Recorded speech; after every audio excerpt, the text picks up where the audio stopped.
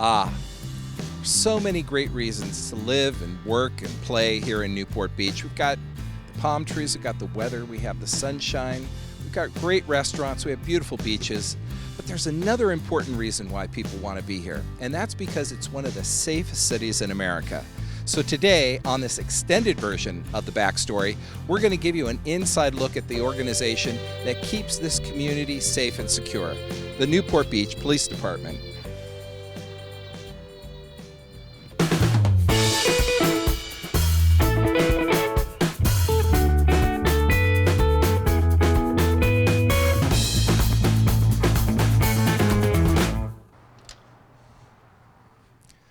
Lieutenant Jeff Brower, how are you, sir? Welcome to the Newport Beach Police Department. Well, thank you very much, sir. It's great to be here with you. It's great to have you here. Now, how long have you been with the PD here? I've been with the Newport Beach Police Department for 15 years now. I started off at the Los Angeles Police Department, and I came here in 2000. Wow, that's great. That's terrific. This is first time being here at the facility. It's beautiful. Yeah, this is we just remodeled this recently, and you can see we have some different opportunities for people to see some of our heritage and some of our history. We have some old police motorcycles, some of the weapons, and you can see it dates back from the beginning of time for the Newport Beach Police Department.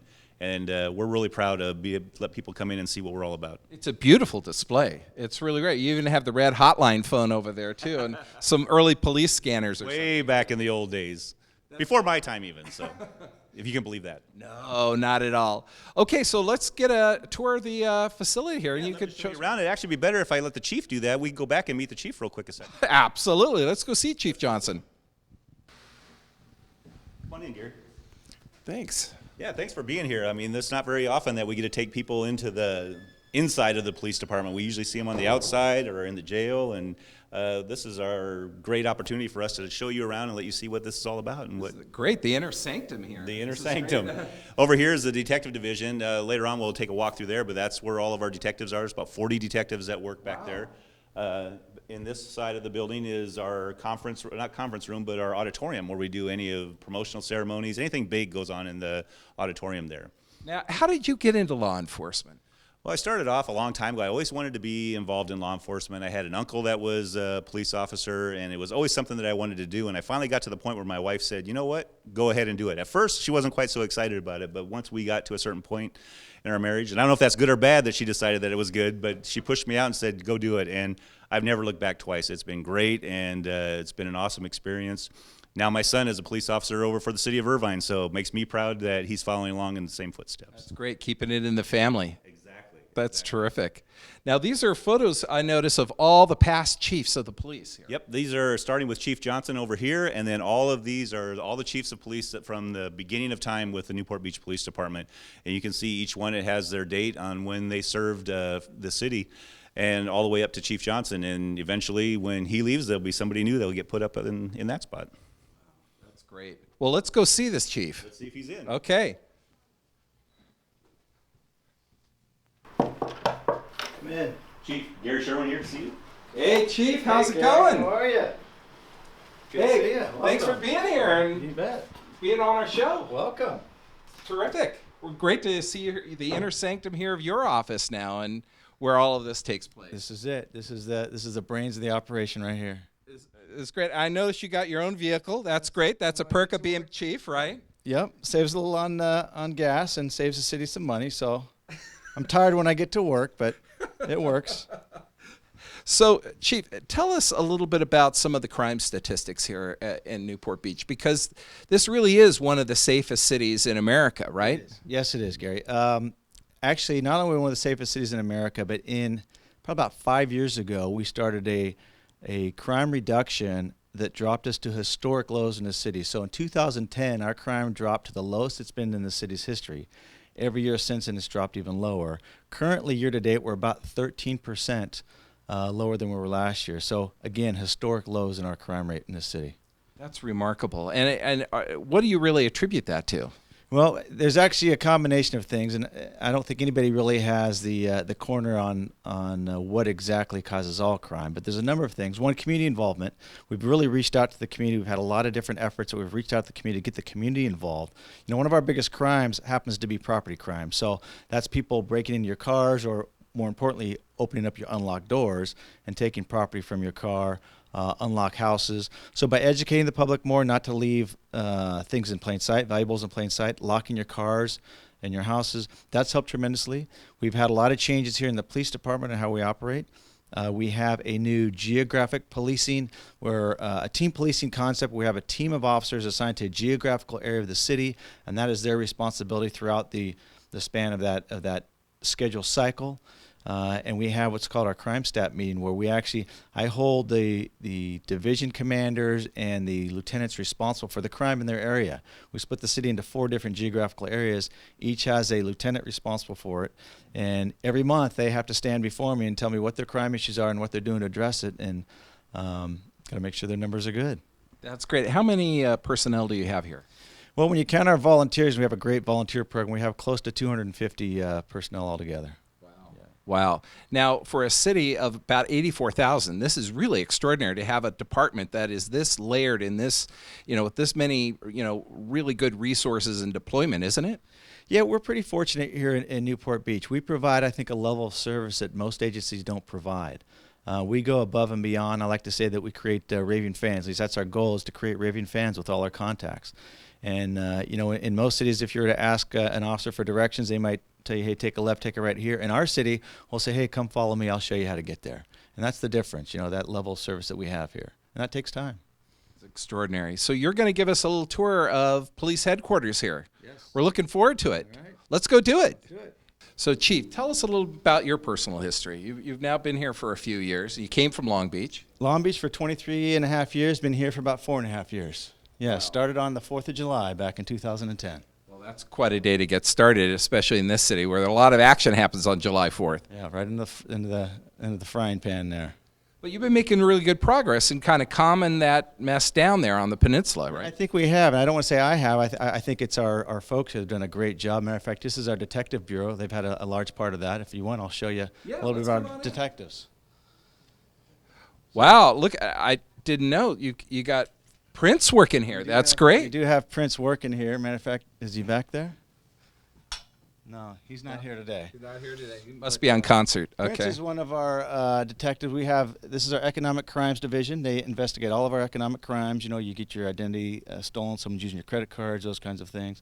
Actually, recently they just made some very, very big cases, multi-million-dollar cases, fraud cases. This is our crimes against persons. They handle all of our more of our violent crimes, everything from murders and robberies, those types of things. As we walk down here, we have our property crime section. Now, Chief, these black and white photos are interesting. What's the story? These are all of our cold case murders. You're There's kidding, really? 8 cold cases. We call them cold cases. These are murders that we have not yet solved. Wow. Some of them we have some ideas and some hunches, but it's just a matter of putting the case together. So these are cold cases that our detectives still periodically come back, and sometimes we'll put fresh eyes on it, new detectives on it, and get a look at these cases, see if there's something they could find, with DNA and being able to go back and look for DNA, those kinds of things. We'll pull evidence back out that we had at one time and run it again in the DNA system, see if it comes up with anything. But yeah, we have 8 cases, which, by the way, is very low. But these are 8 cases, cold cases that we have not yet solved, but we have not yet given up either. Wow. Some of them, I know, looks like some of them go back into the 70s and, Yeah, this one here is 83. This one here is 83 as well. This was 70, 72. This one here is a 11-year-old girl. Obviously, that one really, I actually have an 11-year-old girl, so whenever I walk by and see that picture, it really makes me hopeful that we can solve that case. wow. Good luck with that one. Okay, so now this is a different division of This detectives. is all of basically our property crimes, our burglary detectives. They're all out working in the field right now, but you get your house broken into, the officer comes out, takes a report. That report comes to these detectives, and these detectives are the ones that will investigate that and hopefully find the culprit and get your property back. Wow. And then you have another set of detectives over here. Yes, This is our juvenile and sex crimes detectives, or special victims unit, is what we call it. Detective Monarch, as you see, working there. He's one of our top detectives. And Hey, how you doing, Detective Monarch? Thank you. Hi. It's great to see you. Thank you. working on some exciting cases? That's right, always. You do? Excited. Now, how many cases do you have open at any one point? You know, it varies. It's kind of tough to answer that. You can have anywhere from a few to a dozen or so cases. Wow. And do you get resolution relatively quickly on a lot of these, or do they take sometimes months or years to work through? Well, the SVU cases, a lot of it's forensics and DNA, so it takes a little bit more time than some of the other divisions where they may have immediate answers. And it's not television where it's you get. That's what I was going to ask you. It's just like show, you figure it out in 60 minutes? Yeah, search warrants and DNA take a lot more than about 11 minutes combined. So. Well, thank you for spending a little time with us. Appreciate it. So now we've got this board here. Now it's fascinating because this, you're very high tech. You have some incredible things. This looks a little old school. This is very old school. This is somewhat of an antique here. I'm assuming that was part of the original building, but the detectives still use it today. This is just kind of a notification system. It was originally designed to let the secretary know who's in the office and who's out of the office. Okay. So, for example, if you see a green light lit up, that means this particular detective is in the office. If you were to leave the office, like Detective Monarch is here now, you just spoke with him, he'd turn that off, turn that to that, and whatever time he's coming back, let's say 1,300 hours, hey, wait, he's coming back at 1,300 hours. Wow. Pretty Still works, huh? Still works. That's pretty cool. Okay, so this is the records area in here. Yes. Okay. Now, wait a second, Chief. I see something kind of familiar in here. Can you come on, show this to me here. Let me show you, Gary.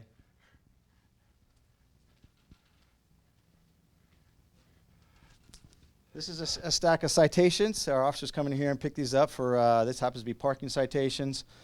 This one here happens to be, what is this one? Moving citations. Oh, this one happens to have your name on it, Gary. Oh, there are probably several of them, unfortunately, with my name on it. So these are our officers write, I want to say the numbers are around 17, no.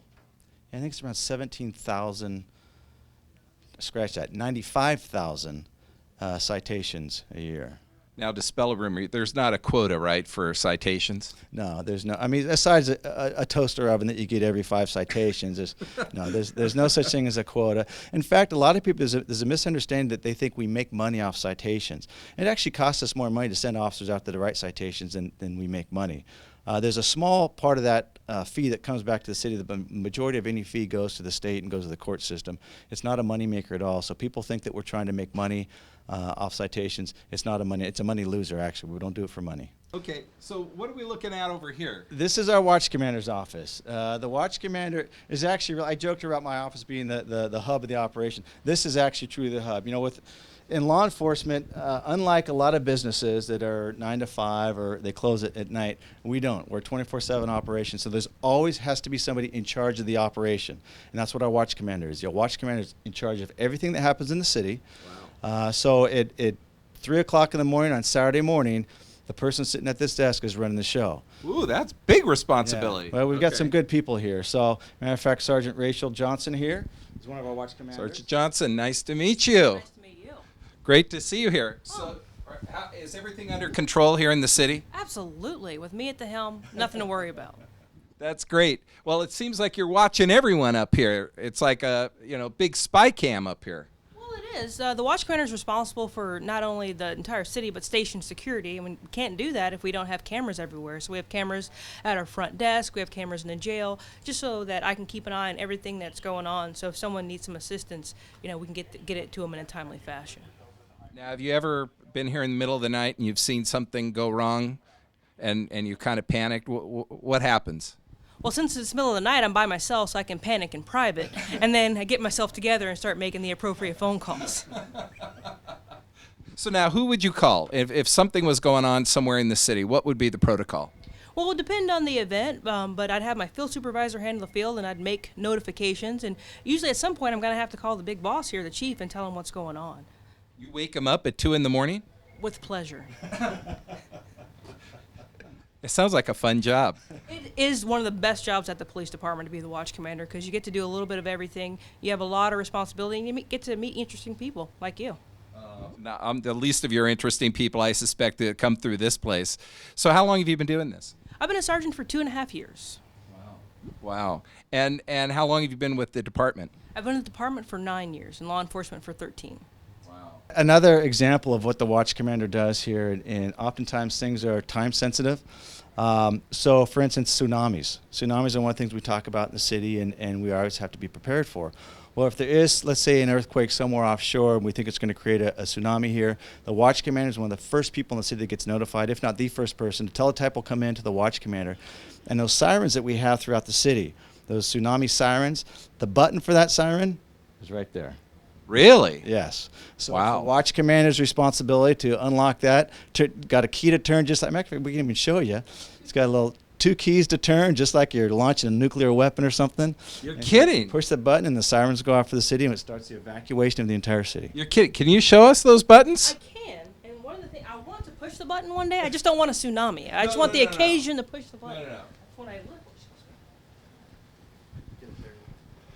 So what we have here, we have instructions here to what we need to do, because it's not something we do very often. And we have our computer here, which is not on, that's great.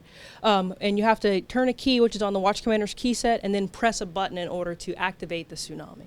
So, Wow. activate the tsunami alarm. The tsunami will already be activated. Now, how often do you test this then?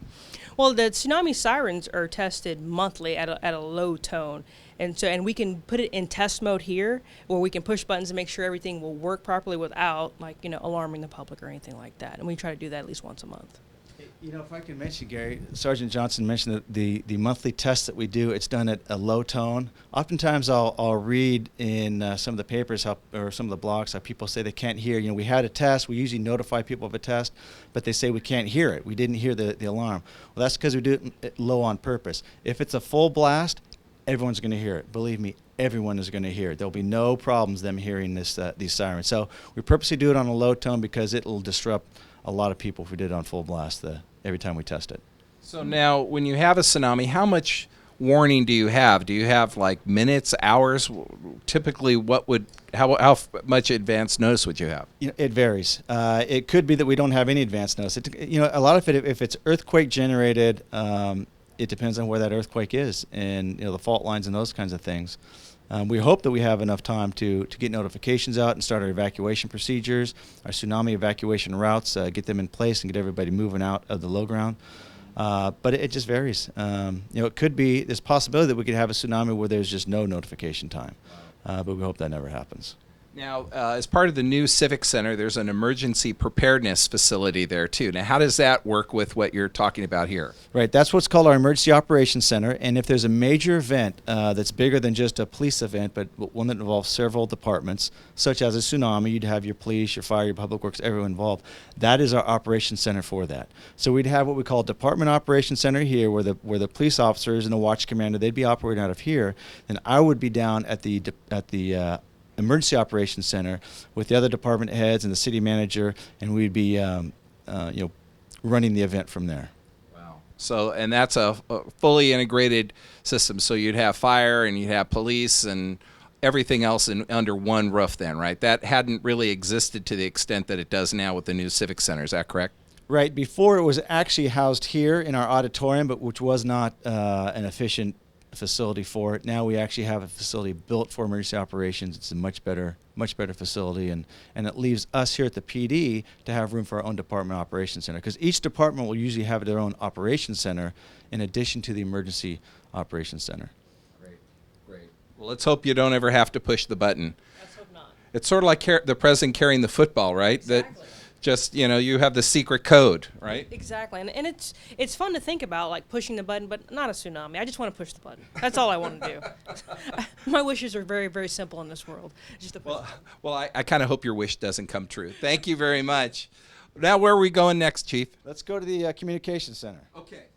Now, I've heard a lot of things. Now, dispatch is where a lot of activity takes place when busy weekends are going on and people are working long hours, right? Our dispatch center handles up to almost 300,000 calls a year. Really? That many? Yes. So they do a tremendous amount of work, and there's only a few of them in there at a time. And you'll see when we walk in there, you'll get to see live what they do. And when I was in Long Beach, I had an opportunity to be what we call a call taker. Because we're short of dispatchers, so they had officers would come in who can type fast enough and answer the phones. They take the calls, put the information into the computer, and send over the dispatcher to dispatch out. And having worked that, I'm just glad I'm not a dispatcher. Because that is an extremely stressful job. I mean, there's times when you can be kind of slow, but let's say you have a shooting in Fashion Island like we had a couple years ago. You have 1,000 cell phones that are calling you right now, and you got to answer all those lines and get that information from everybody out there, and it can be very stressful. Wow. Wow. So how much training goes into being a dispatcher? First of all, the selection process itself is very rigorous. Between the backgrounds and the process we put through the testing process and interviews, it's difficult just to get past that. Once you get past that, we put you through a training that lasts just about a year altogether. And it's pretty intense. We lose a lot of people in that training just because it's such a difficult job to do. Well, here it is. Let's go in and take a look at it here. Oh, look at the safety of 80,000 people. Tell us about that. Yeah, if I could point out the sign, when I got here, I saw that and I thought how true that is. The safety of 80,000 people, it's actually more like 86,000 people now, begins in this room. And it really is. If you call 911, no matter what it's for, whether it's for police, fire, whatever, it goes to these people first. And they're the first ones to deal with you and get the help that you need. And that's the population of the city of Newport Beach. Yeah, it's actually 86,000 now, Right. about, yeah. Wow. Okay, let's go in and take a look. Okay. Okay. Now we're going to talk a little bit low because this is kind of an important room in the entire police department, right? Yes, this is our communication center. This is where all of our 911 calls come into. As you can see here, we have 4 of our best dispatchers working today. And we'll get a chance to talk about what's on their screens. But so when a 911 call comes in, whether it's for police or fire, it comes here. If it's for fire, they'll get whatever information they need, and they will also transfer that to what's called MetroNet, who handles all the fire, or a lot of the fire in the county. So 300,000 calls a year come through this center right here. Yeah, nearly 300,000 calls come in here. Not all 911 calls, not all emergency calls, but we get a variety of calls. We get some strange calls, yeah, everything from what you can imagine that goes wrong, they get the calls for it. Now, I understand this is kind of a special facility because you have noise padding here on the ceiling, and each of these units are pretty new, right? Yeah, fairly new units. We have, like you said, the noise, that's for the noise. We have the floor that's actually, it's a raised floor because there's so much cabling running through the floors to support all the systems they have. And then these desks that they had, these ergonomic desks, they actually will raise and lower so they can stand at their desk if they want. They're here for 12 hours at a time. A full 12-hour shift. 12-hour shift. So obviously they sit some of the shift, they stand for some of the shift. We even have some exercise equipment. They can put a little pedal underneath their chair to pedal just to keep some, the blood flowing. But how do you stay alert for 12 hours? It's hard. Like I said before, I tried it for a little while when I was a call answer in Long Beach, and I'm just glad I'm not a dispatcher. It can go from just being really mellow, not a whole lot happening. Like right now, you don't see a whole lot of activity. To all of a sudden, it can just explode, and they're getting 100 calls coming in for a major event. Anything like a traffic accident. You get a traffic accident, you have people driving by there calling, so you get 30 calls off a traffic accident. You have something major, like I mentioned before, in a mall, you have somebody shoots a gun off at Fashion Island, and you're going to have thousands of people calling in, and they got to field all those calls coming in. Wow. So now tell me what's on the screens here. Well, let me walk over and show you. Well, first let me tell you how this is set up. We have 4 dispatchers here. One dispatcher in the corner there, it's usually that position, who works the radio. They all have the ability to talk on the radio with the officers, but usually that one is a primary person who talks with the officers on the radios. These ones will take different calls. Someone will give, like let's say an officer asks needs a tow truck. She sends that message over to her, and she'll, or one of these positions, and they'll order up a tow truck, that kind of thing. So then on the screens, what you have, it looks like some of them are down right now. But so over here in the dispatch, who wants to talk about this stuff? Dave Valentine. I can't talk about it. Yeah, our system's down right now. The computer The system. computer system's done right now. The 911 system isn't down. No, Right. we're up and running, but the computer system's done right now. So we have a cop link, so we can do background checks, warrant checks on individuals that police have stopped out in the field. What would that be? That's our radio system right here. Up here is green. This is our main frequency that we talk to our officers in the field.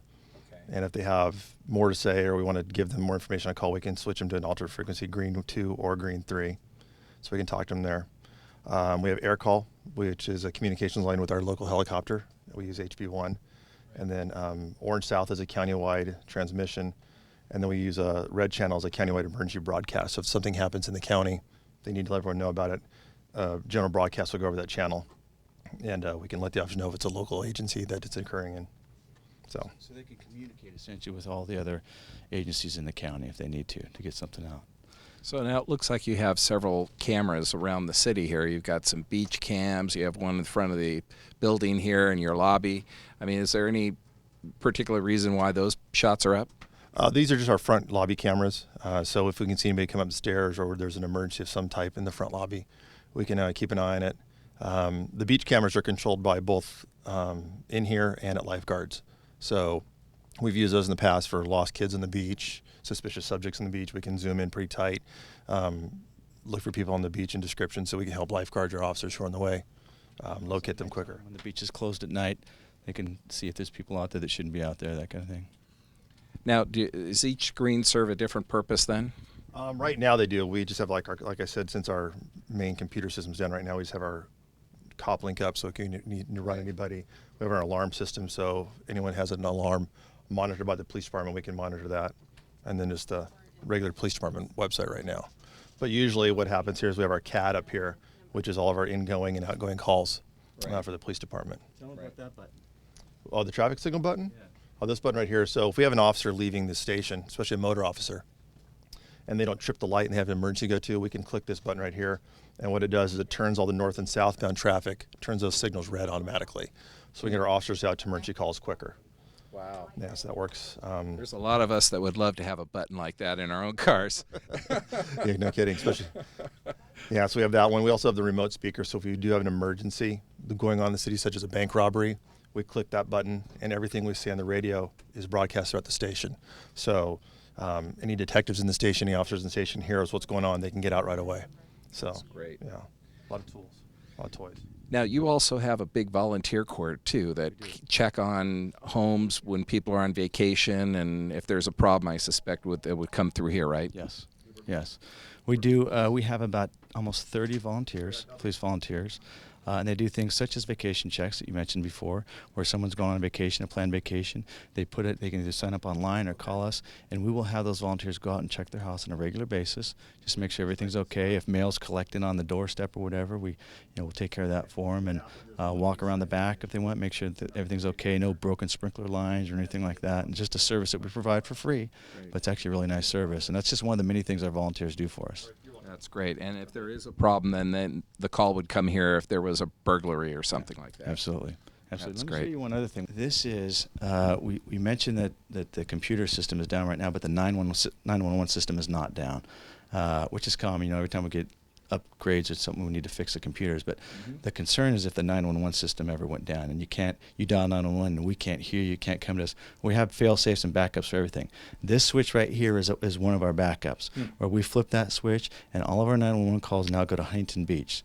So Huntington Beach can answer those 911 calls for us, so nothing gets lost, and then they can get on the frequency and dispatch our officers to those 911 calls. Wow. So there's always, with any technology, there's always glitches and things that happen, and our 911 lines have gone down before, but within seconds, we're switched over to Huntington Beach in this case, who can back up for us and dispatch for us. So I suspect you call them and say, hey, we're flipping over to you, and then you just flip the switch. It's just a call. We let them know, and vice versa as well. We do the same for them.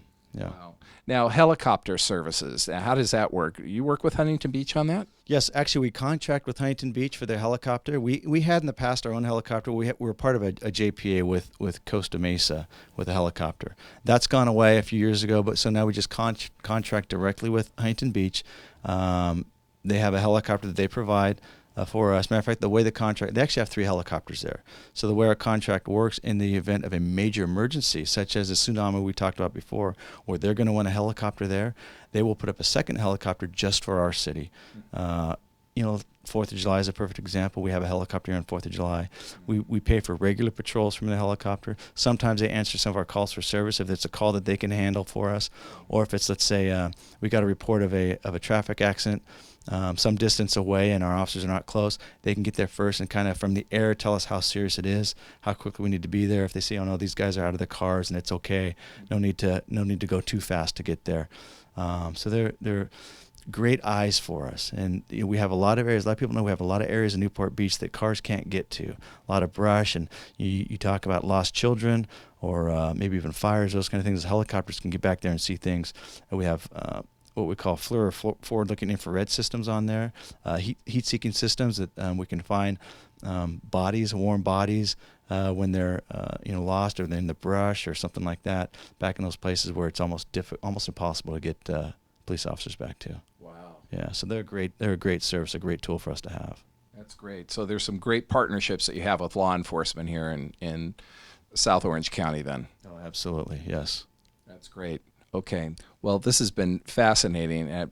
These guys it's kind of quiet right now, but I suspect it can be a pretty unpleasant situation sometimes when these calls are coming in. Like you said, one call or one incident can generate literally dozens of calls, right? Yeah, absolutely. And at any moment, you never know what's going to happen. And I think that's part of the stress, I think, is you never know when that's going to happen when you're in here. You could sit down and you pull up your sandwich out of your lunchbox and thinking you're going to be able to eat your sandwich, and all of a sudden, no. You don't get a chance to eat that sandwich for 3 hours later because it all of a sudden got busy. And but there's a little bit of stress, I think, knowing that you never know when that's going to happen. And they deal with it great. They do a great job. Can't be more proud of our folks here. Great. Well, we'll let them go back at it, and we'll continue the tour outside. All right. Okay. This. Did you put this up there for us? CSI, Newport Beach. Yeah, no, this is actually our crime scene investigators office. We have 6 crime scene investigators here, and actually our supervisor, Don Gage, is in there. Hi there. Hi, Don. Nice to meet you. Nice to meet you, sir. So you're Mr. CSI. No, actually, I'm just the CSI supervisor. Oh, okay. Okay.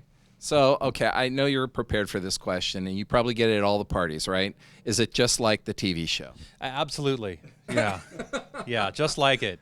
Just like David Caruso and all those guys, right? Yeah, we always wear sunglasses on our head and then pull them down. And you notice the blue lighting in here, it sets everything off. Yeah. So what are the main differences here? Because I know a lot of people are familiar with CSI Miami and LA and New York and all these places. So what differentiates? What's the reality? The reality is that our technology is still about 10 years behind where they say it is. So what they show in 42 minutes, allowing for commercials and all, we aren't anywhere near that. So they make stuff up. They make lots of stuff up, yes, sir. Absolutely. So is the process still the same, similar to the show? Tell us a little bit about what you do. We go out on scene. We'll take photographs, measurements, sketches, observations, and then incorporate that with detectives and patrol and try and come up with the true answers of what happened. Okay. So it still involves forensics and things like that? Yes, sir. Okay. That's exciting stuff. Absolutely. Has it made your job sexier? Oh, boy. Sure. Sure. You got to go to a party and people say, I'm with CSI, and they go, oh, man, you got a cool job. But I always say I work with forensics and, stuff like the coroners, and then everybody runs. It involves dead people. Yes. Yeah, but you've got to say CSI when you... We do say CSI, yes, sir. And overall, has it, kind of improved people's understanding of what you're doing? They know more about what we do than we do. Even if it's not correct, right? That's true. That's very true. Well, thank you very much. We appreciate it. Nice meeting you. That's great. Okay, Chief, where else are we going? Let's head over to the range. Okay. Okay, Chief, we're heading over here to the firing range. Tell us a little bit about it. Well, we're actually very fortunate. We're one of the few departments that has our own firing range here at the department. Actually, some agencies come here to train with us. But this is where most of our firearms training and qualifications takes place. As you'll see when we come in here, there's a variety of ways they can set the range up. Tonight we actually have our Citizens Academy coming in, so our range masters set that up for our Citizens Academy. We call it a shoot, don't shoot scenarios. Now, tell us about the Citizen Academy. That's a really interesting program that you guys offer. It's a terrific program. We offer it to the public if you either live or work in Newport Beach. It's a 12-week program. Right now they're meeting, I think, Wednesday nights from 6 to 9, and you basically get to see a behind-the-scenes look at the police department and do things that most people don't get to do. Everything from ride-alongs to actually shoot real weapons here, to shoot what's called simunitions or fake weapons at suspects, live suspects. It's an amazing program. You get to see our SWAT team in action. You get to see our K9 unit. You get to do actual investigations with our CSI team. You do a traffic stop on a drunk, someone who's playing a drunk, one of our volunteers who's playing like he's drunk, but you get to do a traffic stop on a drunk driver. It's amazing. I recommend everybody who has the opportunity to go through it. You can find it on our website, nbpd.org, if you're interested in applying, if anybody's interested in applying for that program. And how many times a year do you offer that? We offer it twice a year for adults, and then during the summer we do a teen academy. And the teens actually, it's obviously when they're off school, but they also get community service credits for going through that teen academy. That's great. That's great. That's very exciting. I got to do that. Now, I notice here there's a shot here of John Wayne, or a picture of John Wayne. Is that because we're in an area with guns? Is that? Well, a combination. You're area guns, and you're in his hometown. Obviously, you guys all know that the Duke used to live here in town, and I think most cops have an affection for the Duke anyway. So you'll see his picture at different places, I think, throughout the department. Okay, so now in here is where you actually fire the guns. Right. This is a firing range here, and you can't see it now. Now, normally this is set up. You have 4 different bays here, and you have the targets that go down the range, kind of like you've seen on TV, that kind of stuff. But what we've done here, our range master has set this up now where he's got some movable walls set up down there, and we can walk down. It's kind of like a maze now, but you have to walk through a maze. And at the very end, and all the bullets go down range that way, at the very end there's a big mound of basically rubber tire chunks. And that's where those bullets go into. And a lot of times we shoot, or all the time we shoot what's called frangible rounds here. They're bullets that actually kind of break up, almost like hard clay bullets that break up on impact.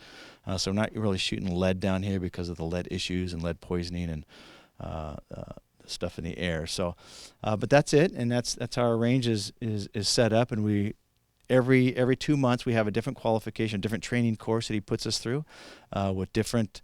It's different every time. Sometimes you're using shotguns, sometimes you're using a rifle, sometimes you're using handgun, sometimes there's moving targets, sometimes there's spinning targets, sometimes you do it with no lights on and you have to use your flashlight. It's a variety of things. It's always something different every time we come to. Sometimes this next one that we're doing is actually a competition where we see who's the fastest shooter in the department, where we do it's kind of like little targets that you hit and it flips over to the other side, and you got to flip it back and forth, and who can go through it the fastest. So to spill a myth here, because you're chief, this doesn't mean you sit behind the desk. You actually have to continue your own police training then, right? We do, yes. Everybody in my command staff, from me all the way down, we're required to come out here and train once every 2 months is when we're out here training with our gun. And more so if they want to, but at a minimum, once every 2 months, our range master has to see you, has to put you through a course, and has to make sure that you're competent with your weapon. Wow. Okay. Now, you have a range master who's been here, I guess, for a while, huh? We do. Charlie Beswick, one of our best. Charlie, come on down. Hey, Charlie, come on over here. Charlie Beswick's a little camera shy, but that's all right. Charlie's he's one of the best range masters around, but he can tell you some of the details as to what he does here and how things are set up and why he does the things he does. Charlie, hi. Nice to meet you, sir. So how long have you been here? I came down from LAPD in 1971. Wow, since 71. Yeah. Well, then you've seen a lot of history here then. I know where all the bodies are buried. Literally. So tell us about the range. How do you manage this? It's a lot of work. When we originally built this, actually some of the police officers helped finish the range back in 73, 74, something like that. The building was built and then this was done last. So we actually put in the floor and stuff like that. It used to have these overhead rails, if you could shine up there. Mm-hmm. The officers used to stand in these 4 aisles here and shoot, and it was very static shooting. I retired as a police officer in 92, came back in 97 to take over the range master's job, and basically took all that down. So I work one-on-one with all the officers down here. Wow. Now, do you do training then for them? Yes, I put on all the firearms training. I do handguns, shotguns, AR-15s. Wow. And you know, how do you get your knowledge? How do you stay abreast of all of this? I was blessed to be able to go to a lot of schools. And so when I took over in 97, I was going to 3 handgun schools every year.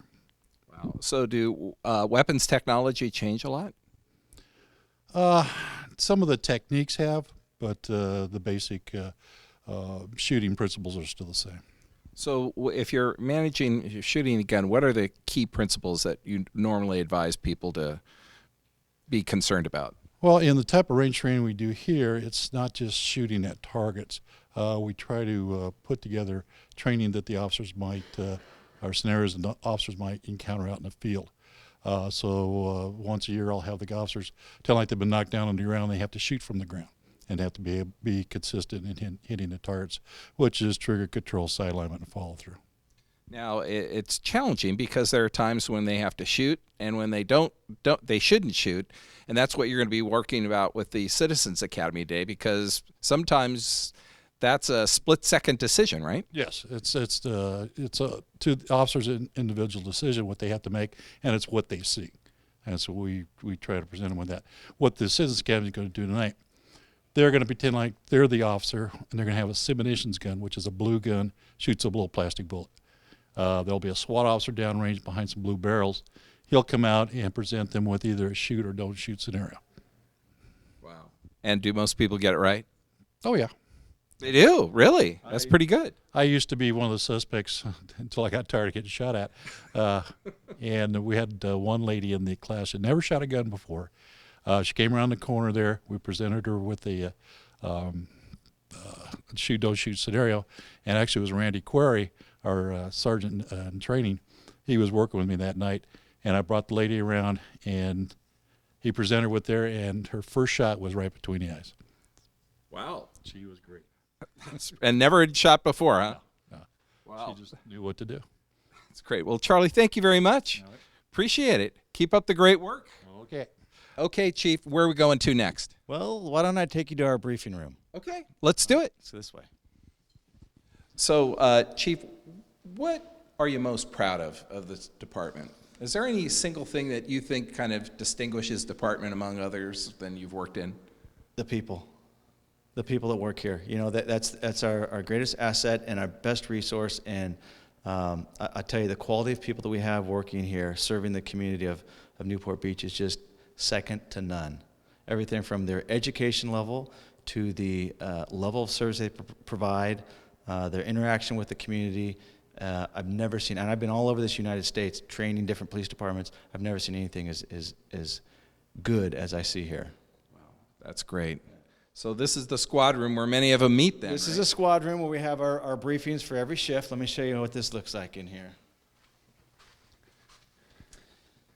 So essentially, just like you see on TV, we'll have our sergeants that'll sit up here. Sergeant lieutenants will sit up at the front desk here.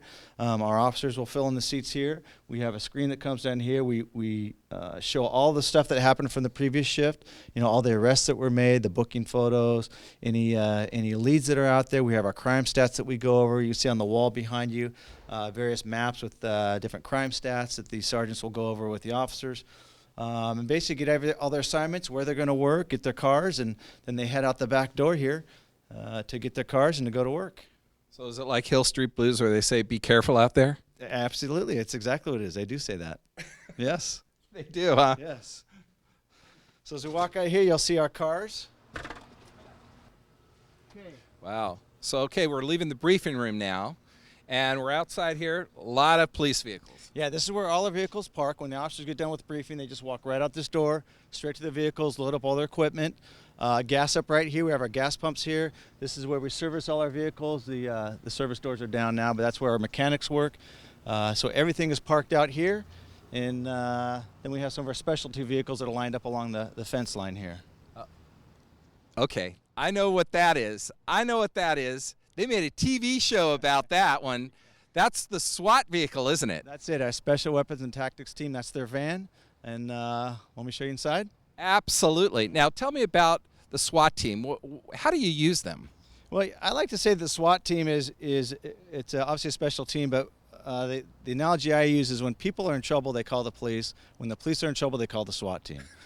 So the SWAT team gets called out for very high-risk situations, hostage negotiations, barricaded suspects, those types of things. People with weapons that are shooting weapons, active shooters, those kinds of things. Well, do you really use that a lot here?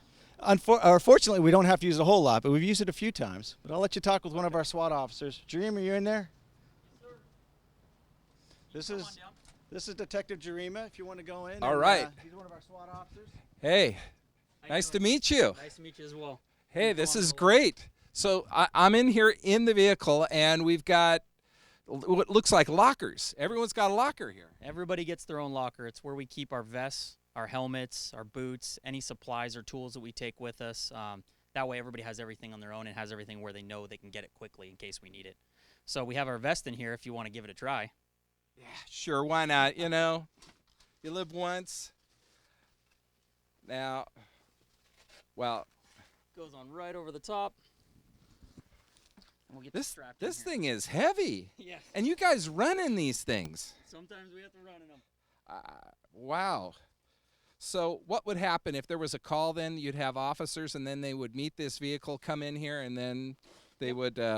Essentially, if we ever get a call out, what they do is we'll all meet either at the station or at a pre-designated point. We'll change out here. We keep a change of clothes in here as well as all the stuff that we need just in case you're coming from a family's house or somewhere where you're not able to get your own equipment at home. You change into your vest, you get ready, you check in with the TOC, which is a Tactical Operations Center, which is what this van and our other van become. And then they essentially give you your assignment from there.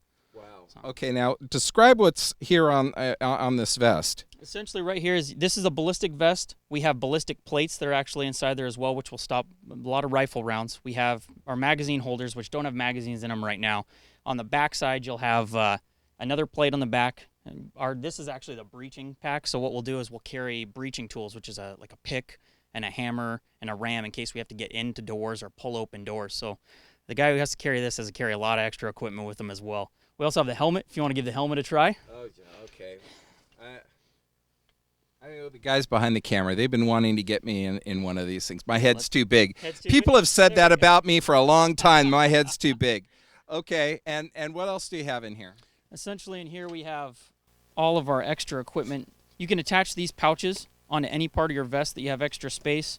And here we carry flashlights, a monocular. We carry a couple glow sticks just in case you have to, it's dark and you light the glow stick in a room. That way people know where a rally point could be or if there's any potential hazards inside the room. Extra set of handcuffs. Okay. We carry our Swiss seat, which is just essentially a fancy name for a rope. It's used to open doors, close doors. You can actually make a harness out of it in case you need to rappel from a building. They teach us how to do that as well. Wow. Boots. And we also have our firearm and our belt. Wow. Now, how much does this thing weigh? This is really heavy. Yeah, with the plates in there, you're getting an extra about 25 pounds. In fact, when you get full magazines, plates, and all the extra equipment on there, if you put the breaching pack, you're getting probably about an extra 40 pounds on there. Wow. So it gets... Now, how long do you have to train to be a SWAT officer? They send you, after you actually pass the test and become a SWAT officer, they send you the 2-week SWAT school, which teaches you kind of the basics, but we always continue to train. Right. So twice a month, we'll either go out to the shooting range and do firearms training, or we'll do tactics training, which is where we'll go, we'll use empty abandoned buildings. We do waterborne now as well, where guys will get in the water, full gear that's waterproof, and they'll test how to get onto beaches and on docks from there as well.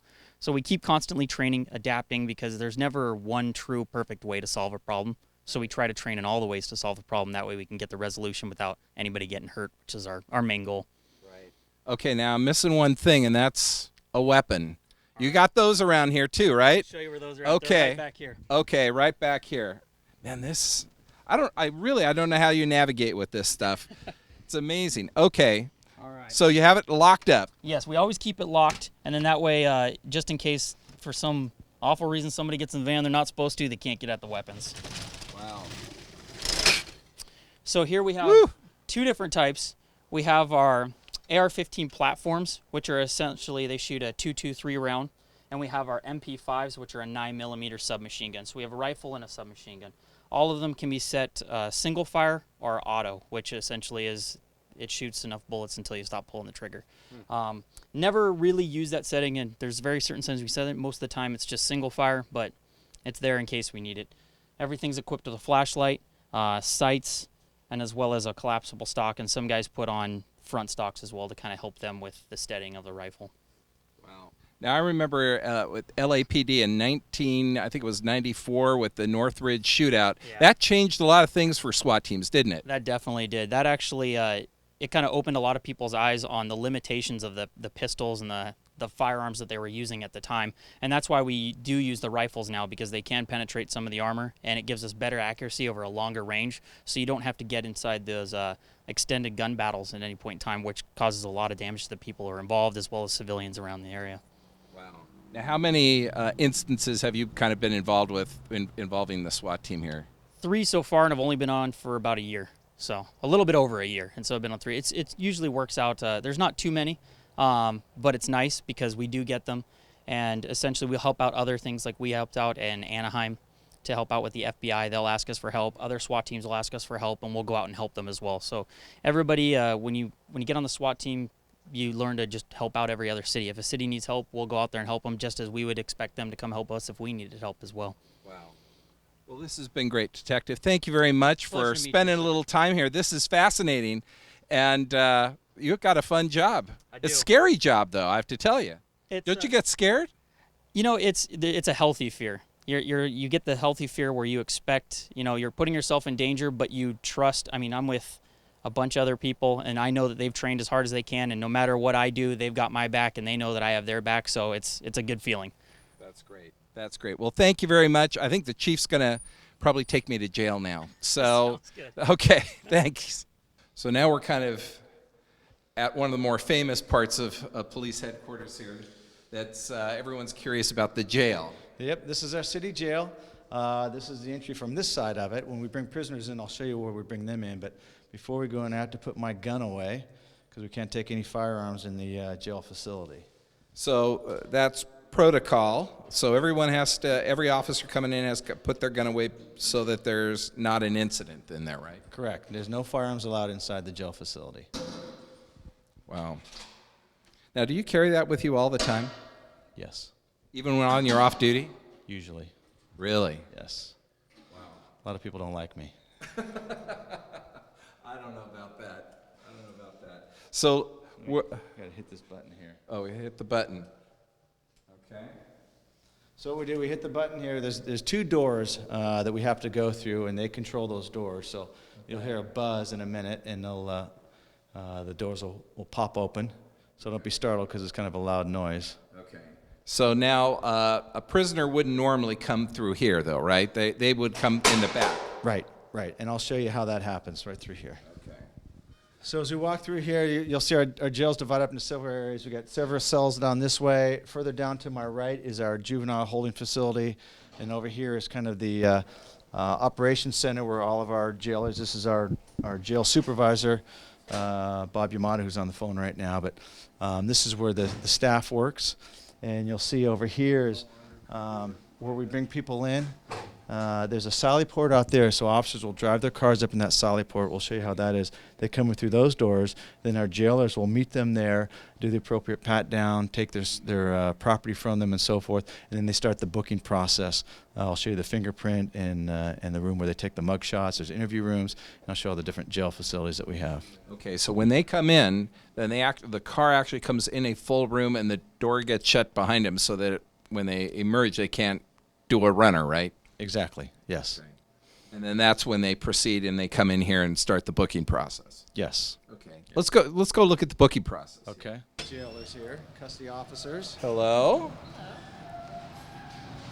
So what she did, she just opened up the gate for you from the inside there, so you can see the officers will come in with their prisoner here, drive in here, the gate will shut behind them. They will also take their firearms out and place them in the lockers there. They get buzzed in here once there's a camera out here so they can see. Actually, they can see them before they even drive in. So the custody officers see them. They'll buzz the door here. The custody officer will come out and meet them, bring the prisoner in with them to this first room here, and this is where the process starts. Okay. In this room, there's a search done with the custody officer and the arresting officer. The person will be completely searched. any property taken off them, jewelry taken out, that kind of stuff, all the property put in a bag and inventoried and so forth. Once that's done, then we move over here into our fingerprint and photograph area. So that's right in here. Okay. So this is our fingerprint area here, and it's a very, very high-tech fingerprint system that they have and hooked up to the state. And then this is where essentially the mugshots take place. Oh, the Right famed here. mugshots here, huh? You go here, you stand there, you put your up like this, and they put whatever number they need to put and set that up in front of you, just like that, and take your Really? mugshot. Wow. Wow. Okay. So That's pretty cool. And then the fingerprinting, there's no the ink anymore, right? It's no, we do have the high-tech capability to do ink still, but this is much more high-tech stuff. You don't use ink anymore, and it's all computerized. It reads the print and it puts it right into the system, and also checks for any kind of hits if you're wanted for anything. Okay, so after you've gone through this process, where would you go?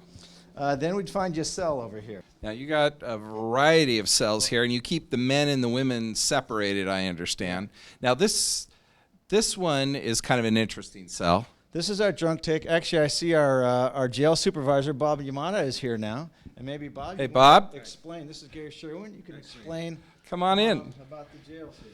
So I understand if you've had a few too many on the peninsula, this is where you go, huh? This is our sobering cell. We'll keep the people in here till they sober up for the booking come on process. Come and take a look at it. You've probably seen this many It's- times. Now, you recently redid this, I guess, right? Yes, it's all padded where it's about 4 foot up on the walls. That's for the protection of the individuals, because when they're intoxicated, they would come sit down on the curb and bang their heads against concrete. So it's more protection for them. So the floor is padded, I feel, and the wall is all padded. Correct.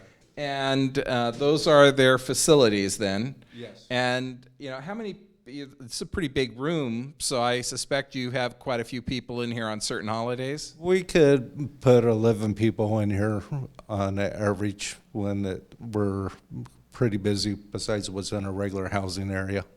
Wow, so they'll come in here and you'll just hold them, dry them out until they're released, or? Yes. Okay. Yes. And just for clarification, I don't know if Bob mentioned, but we separate males from females. So this would just be the males here. Females are on the other side. And they also have a camera system up here. So they're constantly being monitored not only by our staff, jail custody staff down here, but as you saw upstairs, the watch commander also can monitor them as well. So we live in a pretty litigious environment. So the minute a prisoner would arrive in that room in the vehicle, then they're really on tape every second they're inside, right? Absolutely. Yes. Wow. Okay. So if this is just for the intoxicated people. Now you have the jails facilities as well. Let's go take a look at those. Bob? Down here we have our housing units for our males. We have 21 male beds. There's 7 in each cell. They have the facilities to use the restroom. We have shower capability for the individuals around the corner. They have access to phones to call relatives or make arrangements for bail. At this table, they eat their foods, their meals. So you let them out to actually have their meals then? Yes. Okay. Yes. It's very seldom we'll lock somebody all the way down, except for when we bring in the food and stuff. We have special safety guards that we put up with the Lexan glass that you see on our windows and the wire mesh up on the bars. So it's, And that's pretty new. That's to prevent suicides, right? correct. And And- plus, we have cameras installed in here, so we're able to see what's going on in all the facility at all times. So if you're a prisoner, what would you be assigned when you're here? You'd go in here, would you have sheets, or what would you have? Get a blanket and a mattress cover, and just tell them to choose a bunk down on the bottom. Normally is where we start and work their way. We'll separate felonies from misdemeanors. People that are arrested for alcohol-related charges will be housed separate from all those. And then, depending on the charge, we'll either release them from our facility or we'll transport them to Orange County Jail. Okay. And how often or how long does somebody normally stay here before you take them to the county or release them? All depends on their health condition and what the situation is. If they're for intoxicated charge, they'll be here for at least 6 hours or longer. Depending on if it's felony charge, depending on what type of charge, they'll be here at least 2 hours or longer. We can actually, because of being a type 1 facility, we can house somebody here up to 96 hours. Unless we get a court order, then we could keep people here longer on a court order. So it's really a holding facility more than anything else, right? Yes, it's a type 1 facility. It's not a temporary holding facilities because they can only keep people less than us, up to 12 hours or something like that period, where we could go up to 96. So it all depends on the charge and situations. Now, these are pretty nice jails by jail standards, I guess. I understand if you go to the county or you go to state, it gets a little rough, right? Yes, they are quite different from our type of facility because they get parolees, probationaries, besides regular street bookings, where we deal with straight street bookings, but we have the parolees and stuff. But to our advantage, depending on the type of person they are, we could send the individual up to Orange County Jail right away. It all depends on what the situation is. Great. Well, this is very interesting. I have to say, I've never been here, fortunately. Love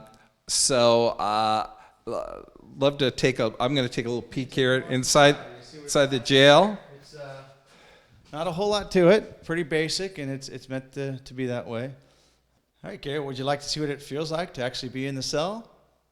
Okay. Yeah, sure. You know, I'm up for it. It's part of the experience, part of covering the story. Hey, I want to thank Chief Johnson and the wonderful folks here at the Newport Beach Police Department for this great tour today, and really getting a sense of what makes this city so safe. I mean, it's a phenomenal police force, and the people here really are truly great, as Chief Johnson said. So that's it. This is Gary Sherwin with the backstory, and we're out. So you can open the door now and end the show, or not. Hey, Chief Johnson, anybody? Lieutenant Brower? Charlie? Anyone?